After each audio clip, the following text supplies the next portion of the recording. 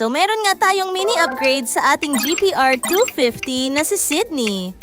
So simple lang naman ang plano. Papalitan natin ng brake lever at hand grip ang ating GPR.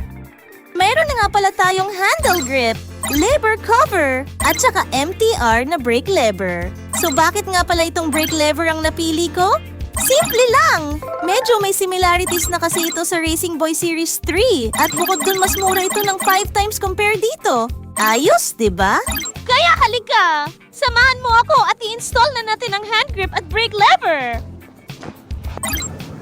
Game. So, tanda ko na nga pala yung mga kakabit natin. Let's go.